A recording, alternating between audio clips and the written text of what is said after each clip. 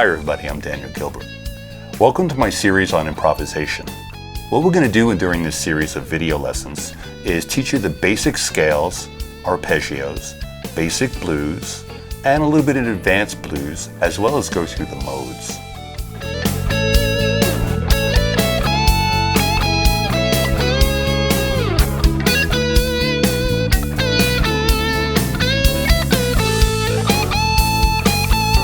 Now in the scale section, we're going to be learning major scales, minor pentatonic, and major pentatonic scales. We're also going to go through sequencing ideas for these things that give you ideas to build licks and also get the sounds of these scales in your head. It's really important also that every scale that you learn, you practice improvising over a chord progression with it. And that's what we'll be doing as well.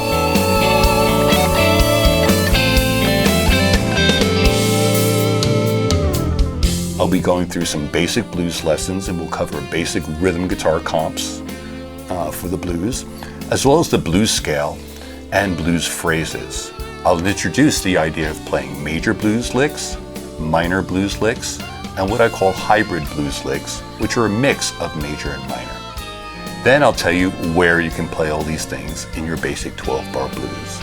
We'll go through basic 12-bar blues forms as well, quick change and slow change.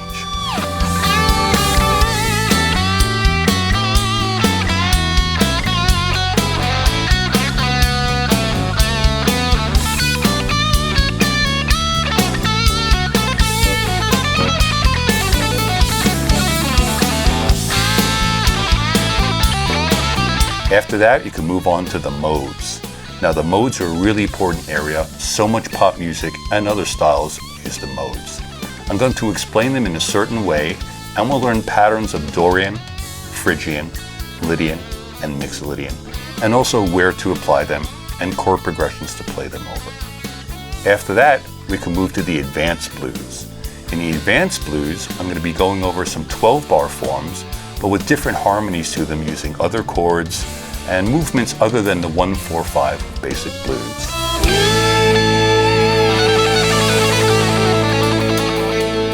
Now to get the most out of these lessons, the items that you really need to know will be this. First off, it's really important to know the names of the notes up and down each of the strings. Now it's really funny, in my experience, I've seen a lot of guitar players who've been playing quite a long time who still don't know the names of the notes up and down the strings. It's really important because I'm really going to be giving out a lot of information, and if I say go to a G note, go to a C note, I'm up here playing an E flat, that you know exactly what I'm talking about, and we can locate together where we're supposed to be and really get into the material. So again, the names of the notes up and down the strings. Now physically, I would like you to be comfortable with the idea of using all 4 of your fingers. I know it seems like a small thing, but a lot of players get used to just using 1 or 2 fingers and do everything with that. I want you to build independence in all your fingers, and you'll see the fingering patterns for the scales that I've laid out really require you to do that.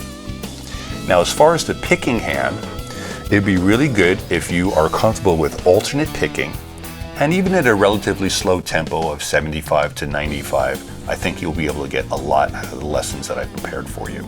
So again, alternate picking, down pick, up pick with the beat. Now at the end of these lessons, you're going to have a really solid foundation for a huge amount of music. I usually teach my students about 17 scales. We'll be covering 8 scales, but that's a huge amount of music right there. Hook that up with the arpeggios I'll be showing you, and that's really, really a lot, and you'll be happy about all the different sounds that you can make. Harmonically, when you go through the advanced blues, you're going to be able to use some of those things in pop and rock and all sorts of other styles. Try to be free in how you apply these things, and always combining and experimenting on your own. I really like the word play. Not playing your guitar, but the idea of playing with the material that you've been shown.